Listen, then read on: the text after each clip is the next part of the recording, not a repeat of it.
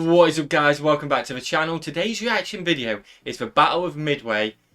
Hiryu's, I completely forgot how to pronounce it. Hiryu's we're going to go with for now. Counterstrike 2 or 3. So this is part 3 of the series. Yes, because we split it into 2. We split the first one into 2, so it's super long video. This will get split into 2 as well. So you see a part 3 and a part 4. Obviously, my first one, if anyone hasn't seen it, the link is in the description because there's a spoiler about to happen. The Japanese were going in for a surprise attack on the Midway Islands, pretty much. Yeah. And it seemed like the US knew about it. Yeah, didn't seem surprised. All 3 aircraft carriers up at the top. We're not going to get into too much detail. There's a video on it. Go and check it out. The link to part 2 will be in the description, and then the link to part 1 will be in that description. Yeah. So you may have to go on a little bit of a run, but you'll get there. We know you legends will. So we don't know how they knew, or if they did know, or maybe it was just by luck. We'll find out in the next one. But this is Hiryu's, one of the last ones left, in the area. Counterstrike. Going to be interesting. Should be a good one. Smash that button, guys. Smash the subscribe button. We seriously appreciate it. We know nothing about these subjects, so the first ones were awesome to see. Sorry about the delay, but we'll get into it. Yes. You ready? Yeah, I'm ready. Let's get into it. What we got?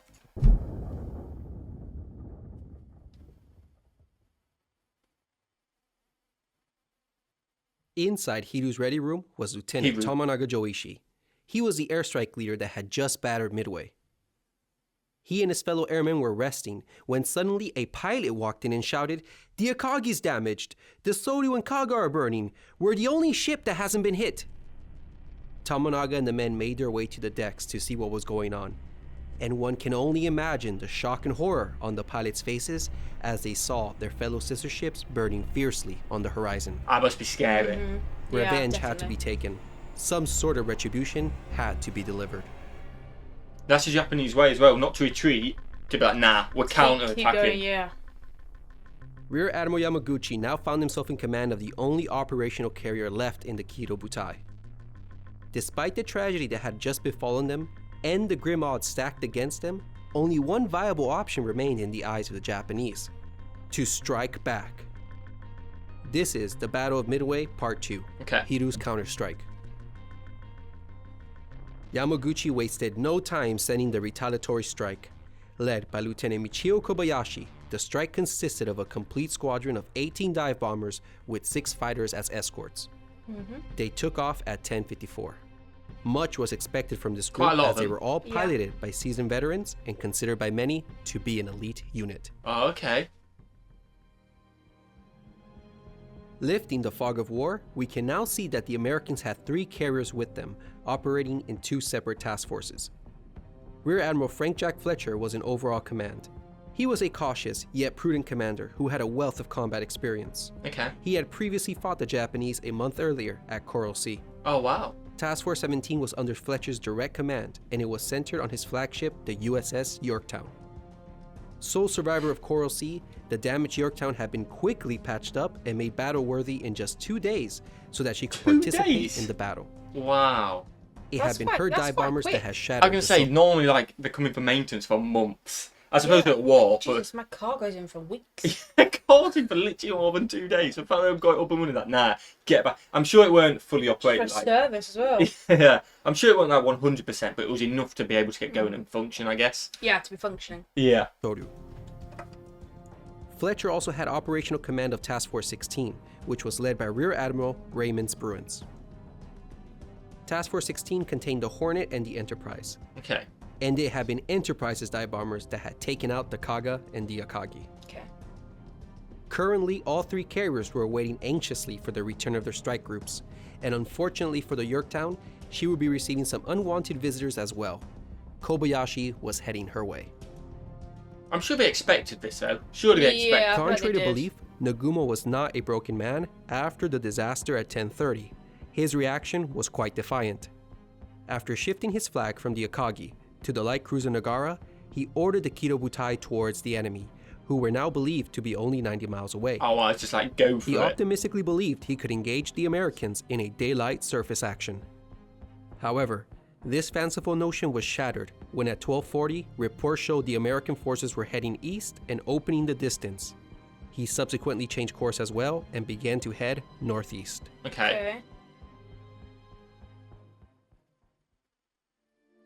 At 10:50, Admiral Yamamoto, commander of the combined fleet and chief architect of the whole operation, was notified of the current situation of Nagumo's mobile force. But he didn't like that. One can No, envision I don't his think sorrow so. and dismay upon hearing the news that 3 of his carriers were on fire. Just like Nagumo, he too was hopeful that a surface engagement could be forced upon the Americans.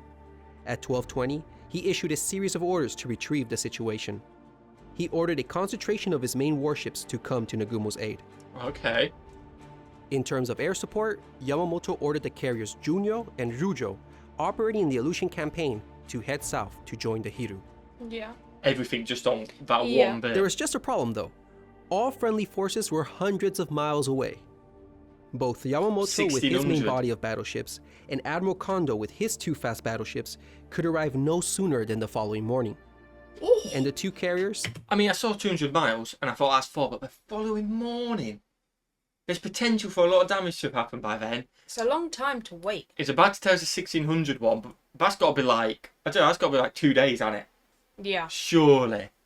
forget about it. They were over 2 days away. There we go. But ultimately, this effort didn't really matter because the Americans had no intention whatsoever of participating in a surface battle. Okay. They were heading east, away from the Japanese.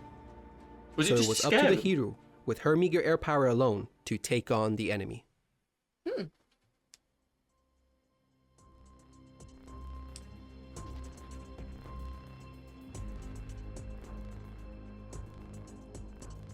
En route to Dive the reported bombs. location, the Japanese air group encountered a group of stragglers returning to their carriers. The 6-0s apparently couldn't resist such a tempting target, and eager for revenge, broke ranks to attack them. This Shouldn't have turned done out to that. be a foolish move. The aircraft were SBD Dauntless dive bombers, who now without their bombs proved to be very agile and maneuverable. Okay. A sharp clash ensued, and although no planes were lost on either side, 2 Zeros were severely damaged that they Oh, had wow. to return to their carriers. They got outskilled. The Then. Val Yeah. dive bombers now had only 4 escorting fighters and they were miles behind. This unnecessary skirmish would prove to be a fatal mistake. You got to stick to the plan if you've got a plan. This unnecessary skirmish would prove to be a fatal mistake.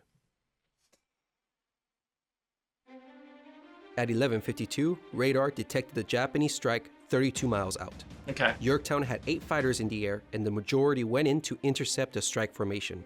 With no zeros protecting With their them. fighter escorts still too far behind to intervene, the attack proved devastating for the vulnerable dive bombers.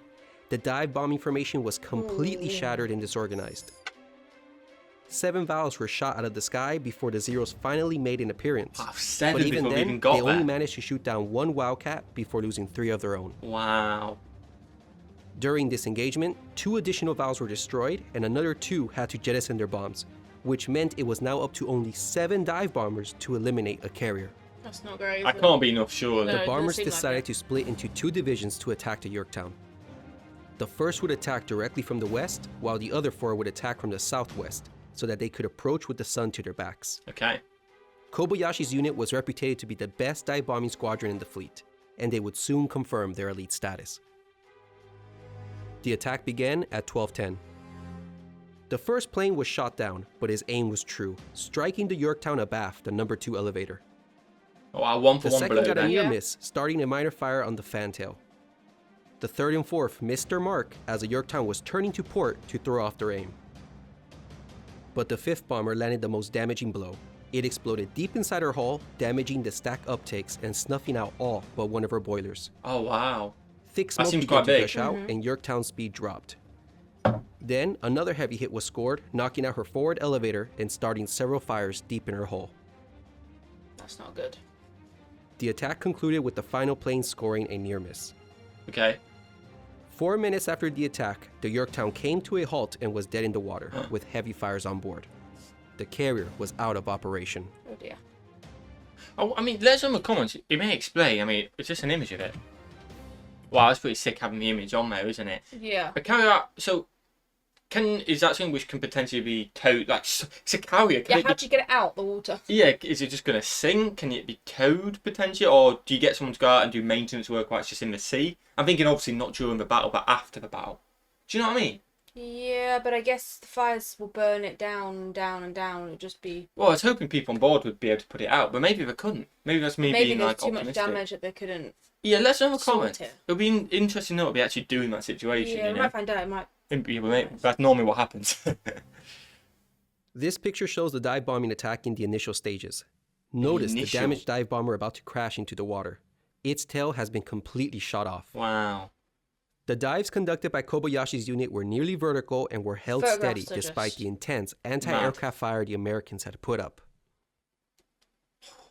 Hitting a moving target cruising at 30 knots was no small feat, and the result speaks for itself. 3 hits and 2 damaged near misses from 7 aircraft? It had been a spectacular performance. Yeah, that's good. One that even the Americans begrudgingly acknowledged. Kobayashi was not amongst the survivors, but he would have been proud of his unit for this impressive achievement. However, the attack had suffered intolerable losses. Only 5 of the 18 valves made it back. That's a 72% loss rate. Big loss rate. And of the remaining escorts, only 1 of the 4 Zeros made it home. Wow. If the Japanese continued like this, they wouldn't have any more attack aircraft left by the evening. The next game over, In return for all this damage, the Americans had lost only 1 Wildcat. To be fair, they did have a damaged carrier. The survivors enthusiastically reported to Yamaguchi that they had left a carrier dead in the water and burning fiercely. By this point, the Japanese knew they were facing 3 carriers, and according to their scorecard, if one had been taken out, it meant that it was now 1 versus 2. Okay. The battle could still be won, although a considerable amount of luck would be needed. He says according to their scorecard. Does that mean it's not quite out of operation? He said it in a way it's kind of like maybe it's not. Yeah. Do you know what I mean?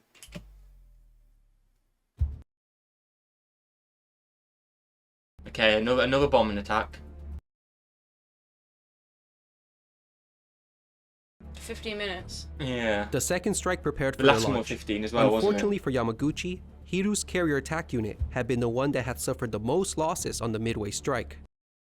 So instead of the regular complement of 18 torpedo planes, only 10 Kates were available for the attack. Okay. The strike was to be led by Lieutenant Tomonaga. Earlier, his plane had suffered a hit, and although it had been patched up, it kept leaking fuel, Oh, that's meaning not good. he might not have enough fuel to return. Other pilots pleaded to switch planes with him, but Tomonaga refused. Wow. With a touch of humor, he told them that the Yankees were only 90 miles away, and that he could make it there and back on a single tank of gas. Oh dear, that doesn't sound good.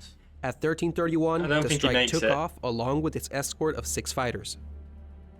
Before their departure, Yamaguchi had reminded his pilots, "There's 2 undamaged carriers left. Your mission is to take out one of them." Okay. It was imperative that this strike destroy at least one of the 2 undamaged carriers. This would then even the odds and make it 1 versus 1. Yeah. And with that result, the prospect of a Japanese victory wouldn't be so far-fetched. Okay. I reckon they accidentally go for Yorktown. You think? En I route to reckon. the target location, the air group sighted a carrier task force 30 miles away at 14:30. The carrier was not on fire, nor showed any indication that it was damaged. So clearly, this had to be one of the undamaged ones. I think you're right. Accordingly, Tomonaga settled on attacking this untouched force. Okay. However, unbeknownst to the Japanese, this was not a new carrier. It was the Yorktown again. American damage control had been superb, and following the dive bombing attack, the Yorktown's crew had been able to put out the fires and had restored enough of her boilers to bring her up to 19 knots. Wow, fair Whoa. play. Hiryu's second attack was about to be spent on an injured carrier. Tomonaga approached from the carrier's port quarter. He decided on executing a standard split attack. Radar had detected the incoming strike 45 miles out, but only 6 fighters were available. All 6 were sent to intercept, but only 2 found the enemy, shooting down a single torpedo bomber. What happened to the other 4? Oh, did they get shot down? Oh, that's awful. By this so. point, the Yorktown had begun an evasive turn to starboard, giving Tomonaga a poor attack angle. In response, he divided his small force once again to conduct yet another anvil attack. I just hope they all miss. It's got to be a shame for the people on the Yorktown that have just built it all back up. I know we've just recovered it. I know you're at war at the end of the day, aren't you? But they've They've just recovered it. and then... And you're thinking, right, they're going to leave us. We're damaged. We're going to get back to port. They're going for the others. Not that they want them to go No. for the others. But But then it's to like, get barraged to be- again. Yes. It's got to be so frustrating, hasn't it? Like, you got to be like... I imagine as well, I assume you've survived back then. You're thinking, oh, that relief, get it back together. You've been putting it back on. You've then like gone through, oh, we're all right, let's get back home now. And then it's But again. now they're all out as well on decks. Yeah, you've got that emotion back as well. You know, they get alerts, I assume they're going back under, but still, anything could happen. If you get sunk, they're in danger, aren't they? Yeah. The 4 planes were about to pass the outer ring of escorts when this picture was taken from the USS Pensacola. Note the heavy anti-aircraft fire that Tomonaga and his pilots had to fight through. The Americans would have to throw everything they could at this attack to save their carrier. Fortunately, they had one of their own best pilots on scene, Lieutenant Commander Jimmy Thatch. Shout out, Having Jimmy. just taken off from the Yorktown, he was determined to repel this assault. Okay, go on, lad. 1 versus 4 though. Coming in at 200 feet and flying at 200 knots, Lieutenant Tomonaga steadied his aircraft to make his torpedo run. To his right, a Wildcat came roaring towards him. It was none other than Jimmy Thatch, and he delivered a devastating pass at Tomonaga's plane. Oh, go on. The aircraft was badly damaged and set on fire. Nevertheless, with nerves of steel, Tomonaga pushed on and with impressive skills, still managed to launch his torpedo. How jam is that? His plane crashed shortly afterwards, killing him and his crew. Unfortunately for But he missed. Tomonaga, his He torpedo did did not hit. Okay. His wingman also missed and was later shot down, and the other 2 of the group were also brought down with none of their torpedoes hitting their mark. Wow, what a difference to the first Yeah. strike. However, their sacrifice was not in vain, for it had lined up the Yorktown for the 2nd Division's attack. Oh dear. These 5 swooped in and scored 2 devastating hits on Yorktown's port side. In summary, Tomonaga's attack had cost the Japanese 5 torpedo bombers and 2 Zeros. The Americans had lost 4 fighters. And they're taking hits to the Yorktown again. A photograph captured the Oh moment the my. torpedo struck. It was this attack that had dealt tremendous and decisive damage to the Yorktown. She lost all power, 3 of her boilers were knocked out, her rudder was jammed, and with water gushing in, a severe list developed. It seemed apparent that the carrier would capsize at any moment, which would have caused a heavy loss of life. So the captain ordered abandoned ship at 1500. Wow. The Yorktown was now definitely out of the fight. Oh. By 1545, Hiryu's surviving planes had landed. At this point, the Hiryu was exhausted. Mind you, they had been in constant action for the last 10 hours. Just 10 minutes after they landed, Nagumo received a report from his scout planes. It revealed the truth of Tomonaga's attack.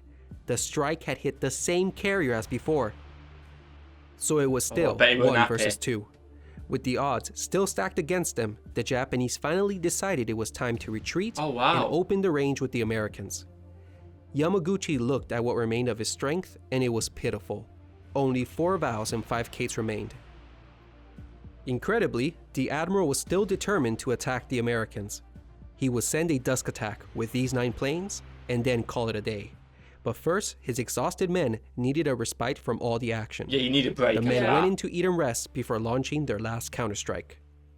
However, the airmen would never get that chance. We'll leave it at that. It is bang on 15 minutes as well. I'm going to have the analysis in part 4. Yes.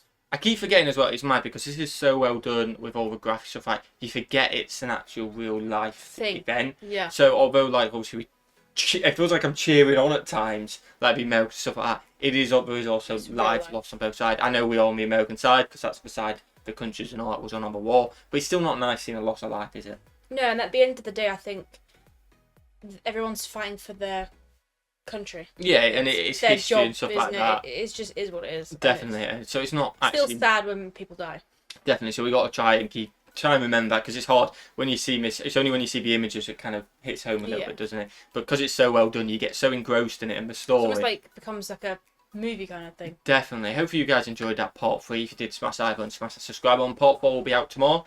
A 15-minute video again, or however long this will be. It'll be the same tomorrow. Link to part 4 and part. And you know what, I'll just do all the parts in the description. So if you've seen part 1 already, you can just go straight to part 2.